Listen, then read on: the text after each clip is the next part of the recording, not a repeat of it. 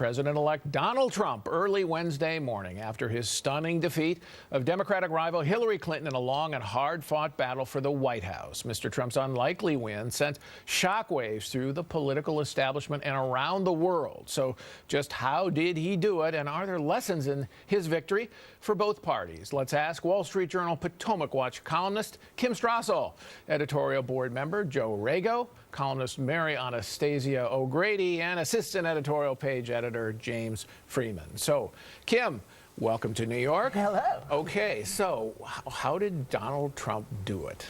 Well, look, first of all, I think you've got to remember it was his message out there, and many of these things, you look at the people that he won in the end. A lot of union households that Hillary Clinton should have done much better on, manufacturing states, energy states. You know, this was a message to working white Americans that resonated in the end. And I think he also had some good ground game help from the RNC. He did better among union workers than any Republican since Walter Mondale in 1984, and of course that was then Ronald Reagan rather, and that was the landslide.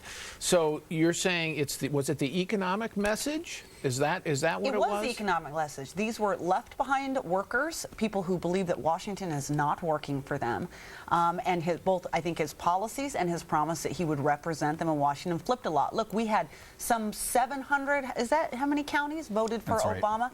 That in the end twice. How many of those, again, flipped to? 1/3. 1/3 of them. I mean, so these are people who, they're kind of in the middle. They voted for the president before, President Obama, but they felt that that administration had not served them. And just on that point, 13 counties in Michigan alone from 2012. That's an enormous number of counties to have flipped in one presidential cycle. Yeah, that's true, and I agree with Kim that there was a lot of dissatisfaction amongst white working class voters, but I don't think it explains the victory. I think if you want to understand the victory, you have to first of all admit that this was a national referendum on Barack Obama, 8 years of Barack Obama, and a very weak Democratic candidate, Hillary Clinton. And if you look at the white educated, college-educated voters, that number was much higher than what was anticipated in the polls. And things matter at the margin. And I think that margin was a bunch of those people who said they didn't like Trump, but looking at Hillary Clinton and looking at the last 8 years and saying, I can't take any more of this. That's an important point. We all talked here for weeks about how college-educated Republicans might not vote for a Republican presidential nominee for the first time ever. And in fact, in the end, he won them by, what, about 4 points, something like that, Joe. So how do you see this? I mean, there's a little disagreement here on either side of you about whether it's Obama or... oh, no, I think Obama was a big reason, too. Okay. Yeah, I mean, look, Trump broke through in Pennsylvania, Wisconsin, Michigan, states that Republicans for 30 years have been trying to unlock, and he did it with no money, no field organization, and so it's a remarkable achievement. It's a big shock to the U.S. political system. But it isn't an overwhelming victory. Okay, not at all. He won those states by 1%. It's a plurality. All right, he didn't get 50%. So there was still a contingent quality to this in the sense that they're saying, well, yeah, we're rejecting what we have seen and we're rejecting the Democrat, but we're not fully embracing Donald Trump.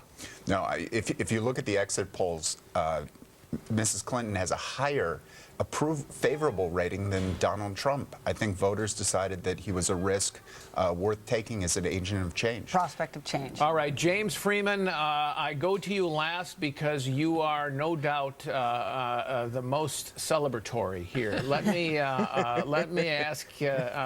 I mean, where would you put your? What's your number one explanation? Well, I'm here just miles from Mar-a-Lago, coincidentally, but I am celebrating. I think it's a moment where you can talk about the caveats of the overall popular vote and all of those things later. But for now, it is a huge victory. I think we've talked about some of it. He had a message. She had no message. She had basically criticisms of Donald Trump in her advertising and speeches. He was talking about economic revival to a country that was very focused on and needed economic growth. I think the repudiation of Obama is a big part of it. And you talk about confounding the experts. He, unlike Hillary Clinton, he really improved. You go from the debates last winter, where he seemed to know almost nothing about policy. You get to that last presidential debate and with he still her, seemed not to know a lot about policy, James. I'm sorry. He was beating her in a debate on constitutional jurisprudence. He actually knew what the Heller decision on the Second Amendment said. I think he really obviously confounded a lot of experts. He improved, and he had a message, and he was speaking to people that are being ignored. Okay, Kim, what credit do you give? Joe mentioned the lack of a ground game and the lack of advertising. What credit do you give the Republican National Committee and Reince Priebus? A lot. The more people look at this, the more this has come out. You know, the RNC had 315 field offices, 7,600 paid employees. They made 24 million home visits, 26 million calls.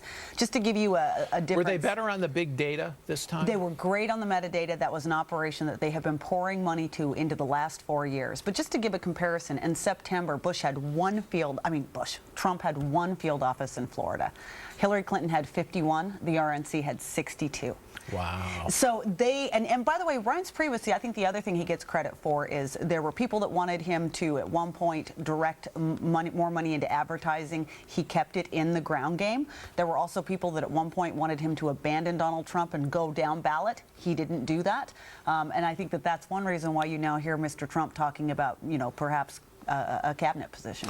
All right, still ahead, Donald Trump's Rust Belt strategy pays off as blue-collar voters in Ohio, Pennsylvania, and Wisconsin help send him to the White House. We'll talk to a strategist who predicted his path to 270 next.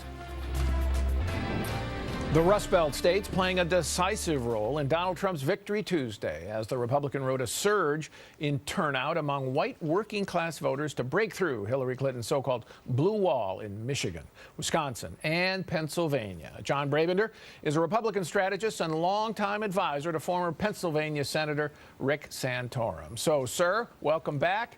Happy to be here. You, I have to say, you kind of called this one. Were you surprised by the magnitude of the margins in these states? Not totally surprised. For one reason is I was doing a lot of races in these states. So I was seeing sort of micro polls, if you will, state Senate races, congressional races, and even some of the Senate races. And clearly there was one thing coming out. One is I did believe there was an undercount of votes in these polls for Trump.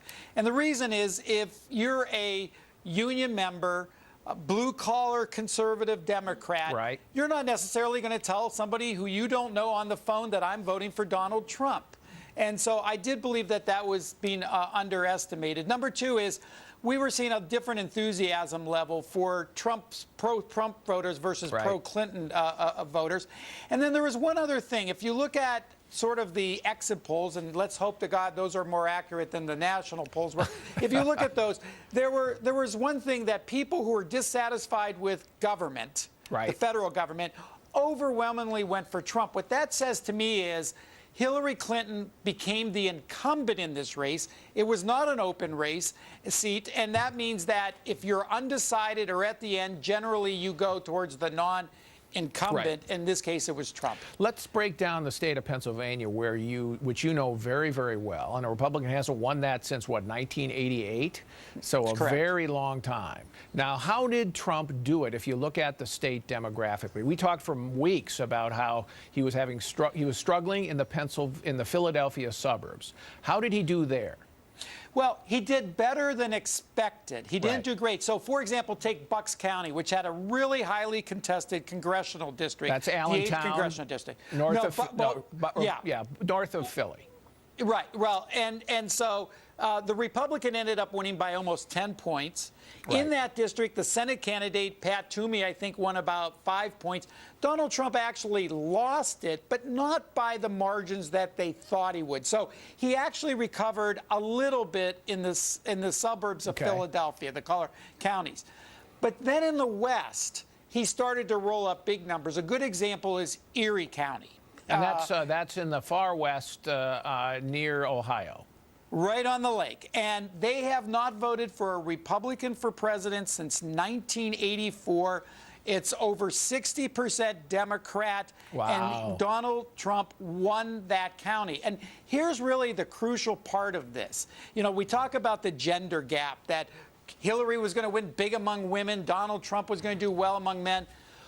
Non-college educated white women voted for Donald Trump, I think on the national level at 62%. In these Rust Belt states, he won by big margins among sort of these blue-collar, who are oftentimes conservative, but working mothers in a sense. And I think that was the whole difference of the game. And I think as they do more analysis, they're going to understand that you cannot paint a broad brush and say, you know, here's how the female vote or the male vote's going to go. You have to look much more granular than that. Is this a revival of the Reagan coalition of kind of blue-collar voters who used to be Democrats with the traditional college-educated Republicans?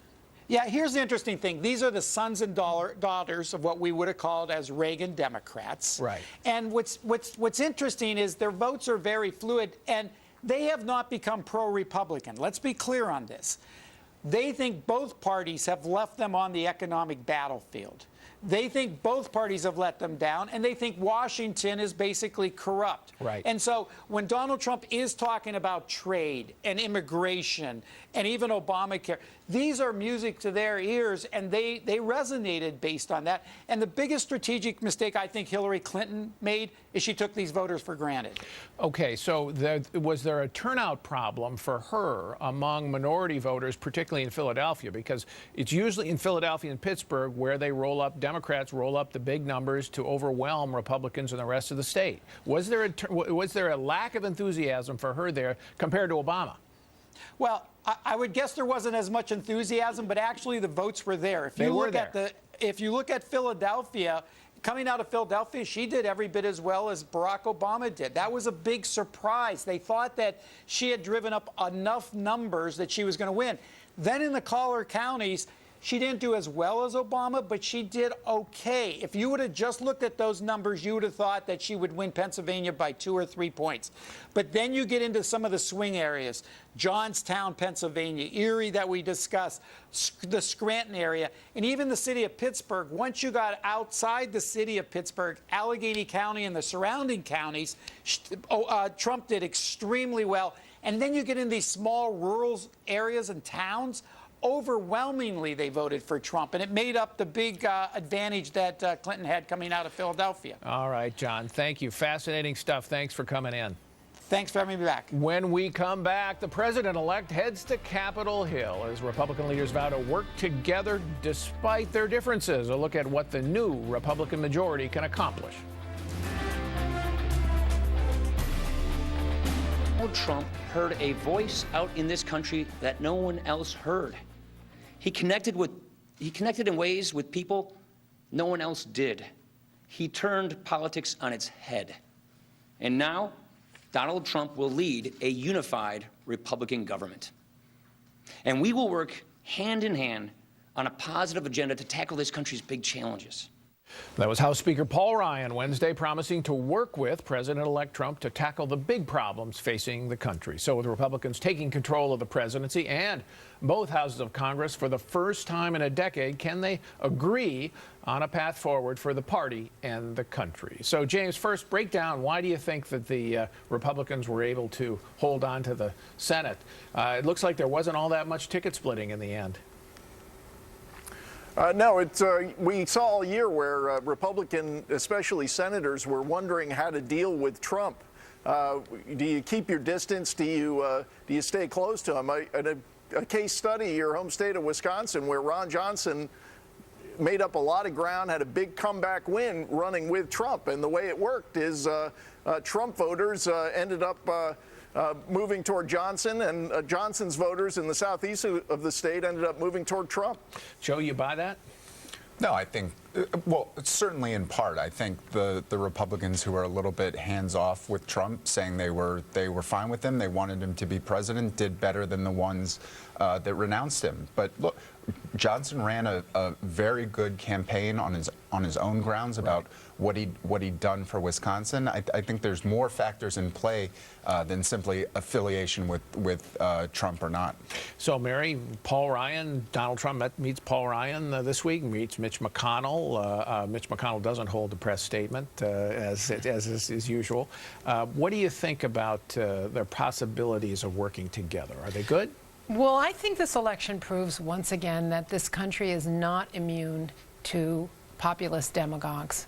And but President Obama's presidency, I think, proves that that's not an effective way to govern. So the question will be, can Donald Trump leave behind the campaign he had, which was really populist, nationalist, a lot of demagoguery, and convert to something that's more effective? He needs Paul Ryan to do that. And if he's smart, he will take advantage of the fact that he has this Republican Congress to get things done. But you're suggesting that he should then not run on the immigration, not govern, fulfill some of the promises of immigration and trade? How do you do that when you just won an election on them? Well, it's not going to be very easy, but he also has promised that he's going to salvage the American economy. And you can't do that if all of a sudden you slap 35% tariffs on Mexican goods. But I assume, Kim, that maybe he can, let's take immigration, okay? He's got to do something. Yes, he does. Okay, because he promised it. Maybe he doesn't have to build the wall or a real wall. He could build a virtual wall or something like that. But he's got to do something on that, even though I don't support the policy. But he ran on it. Exactly. And I do disagree. I think he's got to. All those counties that John Brabender was just talking about, that's why they went to vote for him. So he's got to fulfill that promise. But, you know, I think immigration is a good example of how that's become a more sophisticated issue as time has gone by. Even Trump has modified his position. He has. And the addition to it, since we've had domestic terrorism attacks, of a security aspect of it as well, and the idea that you need to maybe screen people more carefully. And look, even the Republicans that were part of the Gang of Eight bill, they had begun to come around. All of those Republican presidential candidates had got to the same position to a certain degree, where they were all saying you got to have security first, some level of a new security focus on the border. So maybe it's not a wall, but right. He's going to have to do something along those lines. Something to show that he is trying at least to get to stop illegal immigration. What about where's the other common ground? Where's some common ground, Joe? Look, I think if Trump is smart, he'll go to House Republicans, Senate Republicans, look at the better way. This is Paul Ryan's reform agenda across energy, healthcare, tax reform. There's a lot of consensus within the Republican caucus around these ideas, and if Trump can claim them as his own and rack up some big early wins in terms of economic revival, I think it'll make for a successful presidency. I assume you don't disagree with that. No, I don't disagree with that. But, I mean, if he decides that he got elected because he's going to shut down trade with Mexico and China, he's dead in the water, and the markets will punish him for that. I mean, there's a reason why the markets sold off Tuesday night, and that's because of particularly his trade agenda. Yeah, but they've gone way back up since then. They're almost at a record. And I think that was bank stocks, pharmaceutical the shot stocks. across the bow to say, if you try this, capital is going to flee the country. All right, James, what do you think about the potential is, particularly in the Senate, where you only have 52 votes? As you know, that's a tough body to get business done with. What would you come out of the block? What do you think they're going to come out of the blocks with? Yeah, I think there's a lot of reason for optimism on tax reform, deregulation. This is something where Republicans in the Congress and Trump see eye to eye. You can get some big wins here, get the economy growing. Yes, I think Trump needs to learn from those in the Congress, but I think they have things to learn from him as far as how you market an idea. Mitch McConnell, as far as I can tell, has not said anything about that Paul Ryan Better Way agenda. Now, Mitch McConnell, we have to thank him because he is great at stopping bad things from happening in Washington, and a big bad thing he stopped was Merrick Garland joining the Supreme Court. Now, though, I think maybe he should do some listening in terms of how Trump can drive an idea forward and think about playing more offense now, because I think that's the opportunity they have for reform. All right, well, I'm betting Mitch McConnell's not building that wall quite the way that Trump imagines, but we'll see. Well, still ahead. You know, there are fences, maybe you build them a little higher. All right, still ahead. Democrats, pollsters, and pundits all reeling from Tuesday's election outcome. So what went wrong? We have seen that our nation is more deeply divided than we thought. But I still believe in America, and I always will. And if you do, then we must accept this result and then look to the future. Donald Trump is going to be our president. We owe him an open mind and the chance to lead. Hillary Clinton Wednesday conceding the presidential race to Donald Trump. Her loss, a stunning defeat for Democrats and an outcome most pollsters and pundits did not see coming. So what went wrong for Clinton and how did the polls miss it? Doug Schoen is a Democratic pollster and Fox News contributor. So Doug, was this a personal defeat for Mrs. Clinton, or was this something larger for the Democratic Party? I think it was both. It was certainly a defeat for Secretary Clinton. She was seen to have an unenthusiastic base of support that never got over 50% and ended up around 47, 48%. It's also a defeat, Paul, for the Democratic Party. The party is now leaderless. It lacks a message. And with the prospective nomination of Keith Ellison to lead the Democratic National Committee. Congressman from Minnesota. Minnesota, who is certainly on the far left of the Democratic Party, as I see it. That is a direction that is, I think, antithetical to the way the electorate voted this Tuesday. But the Democratic Party, a lot of them people are blaming Secretary Clinton. They're saying, you know, the mistake was you went with somebody who was old. Let's face it, a lot of Democrats are saying that. Uninspiring, not charismatic. Right. Continued the status quo, Sure. no big message. So it was her personal defeat, not a larger Democratic Well, defeat. it was, because if you look at the Senate elections with the Republicans keeping the Senate, if you look at the House elections where the losses, which had been projected to be 15 to 20 seats or more for the Republicans, were I think 6 if I have my numbers correct, Paul, I think this was a complete repudiation of the party that I belong to, and now the party appears potentially to be moving further left, which I think is a profound mistake. Well, there was, after 2012, a lot of talk about what the so-called coalition of the ascendant, as Right. the journalists talked about it. It was the Obama coalition. Right. It was minorities. It was young people. It was women. That this was the demographic future for America, and therefore a permanent majority, more or less, as permanent as things get in politics, for Democrats. What happened? The coalition of the ascendant kind of vanished. Well, was it a personal coalition for Obama, principally? I think it was a personal coalition for Obama. The other side of it is what got me interested in the Democratic Party was that it was an inclusive party that stood for a social safety net and a strong assertion of American values overseas. That's largely gone. It is now a party of redistribution and, frankly, retrenchment. Paul, I see the Democratic Party as really now, as I suggested, leaderless and looking for a message while it lurches left. So you're saying that that coalition just couldn't sustain itself without President Obama at the top of the ticket? Precisely so. And white working class voters, which flocked to Donald Trump, are an essential part of that coalition, was part of the coalition when I worked for Bill Clinton, and was absent for the Democrats Tuesday. So, and how much of it was economically based? I think the movement against Hillary Clinton and against Barack Obama was economically based, because that white working class has seen No income increase. precisely wage stagnation, underemployment, some increase in unemployment, but the larger American dream is largely gone for them. Their kids aren't going to do better than them.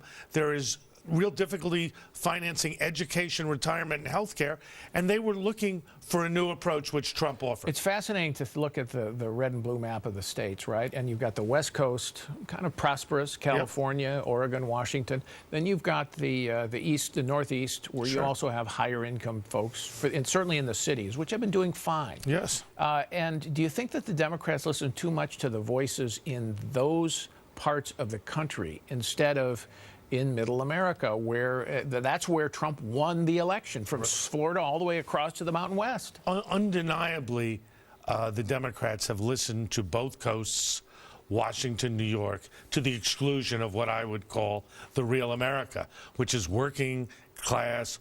Now, there are also real Americans on the coast. I understand, Doug. and I don't mean that they're not real, and I'm certainly part of that class proudly and unabashedly. But you know what? You can't run a party based on New York, Washington, and Los Angeles with a little Silicon Valley thrown in. It doesn't work, and it's not representative. All right. Now, in the Democratic response, you talked about Keith Ellison maybe to the DNC, but there's also some choices that Democrats in the Senate in particular have to make.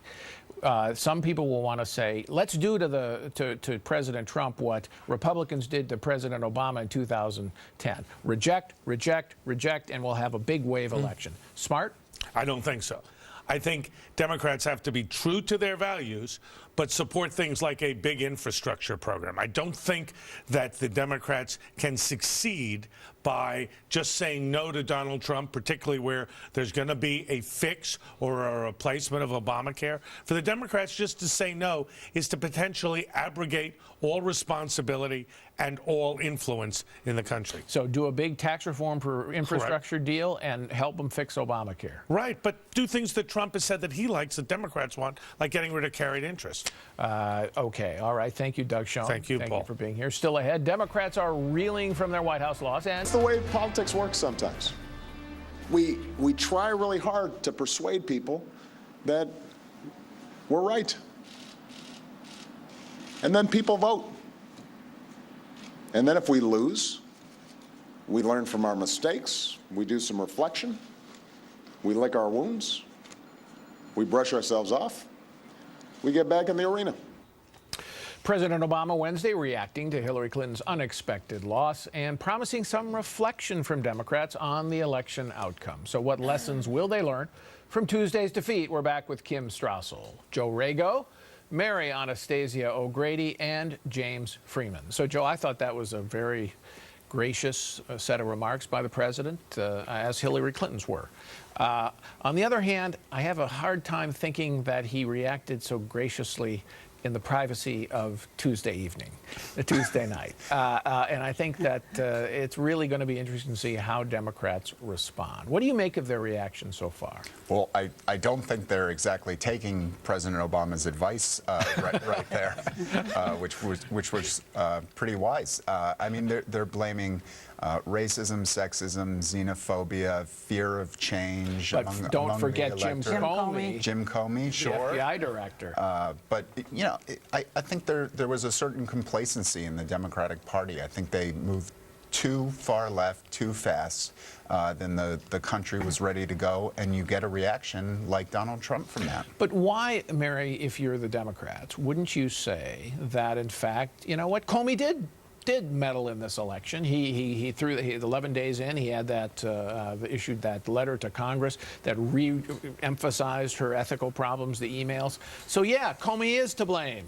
Well, I think it's natural that they're trying to find somebody to blame, but they have to go forward. I mean, they have to figure out what went wrong. And if they hang it all on Comey, they're not going to learn the lessons of this election. I think one of the big mistakes they made is this idea of income equality. They put all of their emphasis on redistribution. And, you know, the United States has never been a country that believes as a nation that you should covet your neighbor's goods.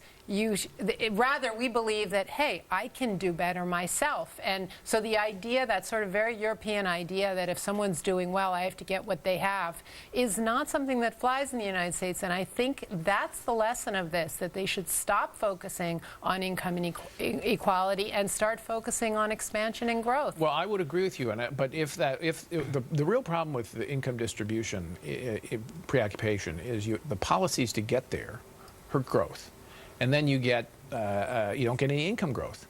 And that's what happens. You get average working people who say, hey, this isn't helping me. And I think greater disparity. And I think the results of this election show that Americans understand that. What do you think of Doug Schoen's comments that the Democrats seem to be moving left, and that's nuts? Yeah, it is nuts because, look, Hillary Clinton's loss did not begin a week ago when James Comey said what he said. They began 8 years ago when Barack Obama began not just the policies that he was putting forward, but also the manner in which he governed, in which he issued executive. Okay. All right, fair enough, and I agree with you. But here's the thing you'll get back from all the left, Kim. It's, well, if that's right, then why has President Obama got a 54% approval rating? And because it isn't this anger out there that you feel and see among the voters, which put Donald Trump into the White House, is a reflection or reaction to his policies, the economy he's created, the Washington he's created, style of governance they've created, and many voters may not exactly tag him as the person who did all that, but in fact he was the guy who did all that. well, they like him personally. They like him personally, and that's not fine. transferred to the next candidate. It's a cult of personality around him. But it's what he's done to the economy and what he's done to his party. Look, 8 years ago, 250 plus Democrats in the House. Today, 190 something. Filibuster-proof Senate. Today, managed to blow their best chance they're going to have in cycles to take back the Senate. Utter wipeout at the state level. They've got 15 governorships. And only 30 state legislatures. Yeah, down from 60. 60 and down from 29 governorships when he took over. This has been Barack Obama's legacy to his party, which are policies and a governing style that the American public has rejected. James, what do you think of the strategy that we talked about with Doug, which is the rejectionist strategy, try to win a Tea Party-style victory in reverse in 2018? No, that doesn't work for the Democrats, given all the Senate seats they have to defend in Trump states in 2018. You're talking about 10 seats where Trump won 50% or more. So that is not an option for them if they want to grow their caucus in the Senate, for example, and have a successful 2018. But more generally, you can't be indifferent and hostile to job creation and be a national political party. That's what we have the Green Party for. I also think, we've learned in this election, identity politics don't work as well as the Democrats thought they did. Hillary Clinton got a smaller share of the female vote than Barack Obama did in 2008 or 2012. So what they ought to be thinking is, how do we talk to most of America that wants economic growth? And I can think of one elected Democrat, Gina Raimondo, governor of Rhode Island, who actually is making growth a priority. Freeman for Raimondo in 2020. All right, thank you. When we come back, he's promised to make jump-starting the economy. We're going to rebuild our infrastructure, which will become, by the way, second to none. And we will put millions of our people to work as we rebuild it. We have a great economic plan. We will double our growth and have the strongest economy anywhere in the world. That was President-elect Donald Trump in his victory speech Wednesday, promising to jumpstart the economy with a big investment in infrastructure and setting an ambitious goal of doubling the nation's growth rate. So can President Trump deliver on those promises with an economic agenda he ran on? So, Kenny? Yeah, I think he can do it. I mean, first of all, I think he should keep in mind that Congress is not going to give him a blank check for infrastructure spending. I mean, if he thinks that this is just going to be a big spending spree and that's how he's going to get growth going, I think he's going to have to learn a few things on his first few days in the job. But the other problem he has, again, is this problem where he promised increased protectionism. I mean, you can't tell the American public that you're going to cut taxes and put, again, 35% tariff on goods coming from Mexico. Tariffs are taxes. That's a tax increase. All right, but, I agree with you. If he cut taxes, big corporate tax reform, general tax cut, spent some money on roads and bridges, fixed health care and Obamacare, deregulated the large swaths of the economy that this current administration has regulated, isn't that going to be a growth booster? That's definitely a growth booster, but I really hope that if he thinks he has to answer for his attacks on NAFTA, what he will do is open NAFTA up, say, I looked at it, I improved the verification process, do something cosmetic, but not touch what is fundamentally a very competitive North American economy, which he would basically take down if he tries to either force a renegotiation or Mexico doesn't agree and then he rips it up. James, how worried are you about the protectionist Trump? Because I think that actually trade is one of his core convictions. Yeah, it's a big concern. That's the big concern. And I look at trade as what's working in the economy. It's the tax and regulation making U.S. businesses non-competitive that isn't working. But you have to find a way to work with him on these issues. And maybe there's some common ground in terms of let's not put up a tariff wall, but let's tell the Chinese no more forcing our companies to do joint ventures with their government-backed firms, which then steal our intellectual property. You know, maybe there are liberating trade issues where you can find common ground with him, and that's what I'd look for.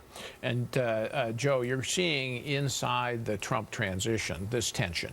I mean, between the growth elements, the tax cutters, and the deregulators on the other hand, and then the folks for whom trade is the predominant issue. Guys like Dan D'Amico, former the Nucor Steel CEO. Yeah, I mean, it's not really a team of rivals so much as a team of adversaries. It's hard to see how David Malpass, for example, former Bear Stearns economist who's heavily involved with the transition, and Peter Navarro, an economist who's written a lot about trade with China and the effects on the economy. There's not a lot of overlap there. No, they just disagree fundamentally on trade policy. So the question is whether this is going to be incoherent or Trump is setting up a creative tension that might lead to some kind of accommodation, but it's hard to see it right now. It's interesting, Kim. It's going to be interesting to see who gets the predominant roles inside the White House and also inside the cabinet, and then how this plays out. I think this is going to be the fundamental drama on economic policy for at least for the first year of the administration. Yeah.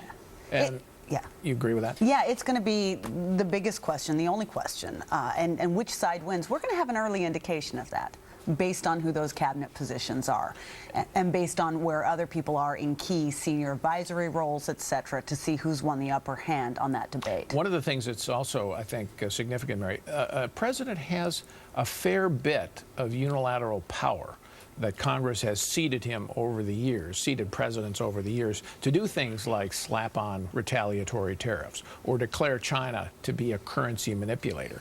And of course, if he goes to Mexico and says, I'll reopen, I want to renegotiate NAFTA or I'll pull out, how does Mexico respond?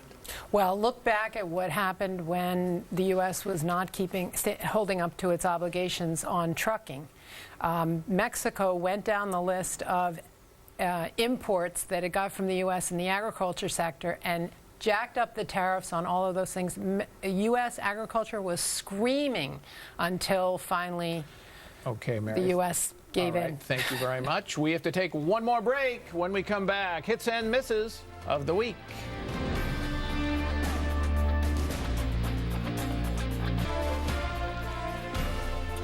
Time now for our hits and misses of the week, Kim.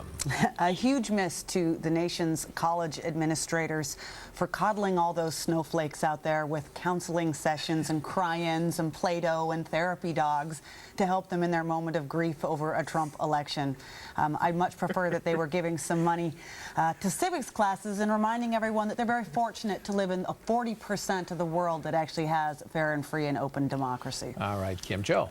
Paul, it's a brave new weed in California, Massachusetts, Nevada, and Maine, which voted this week to legalize recreational marijuana.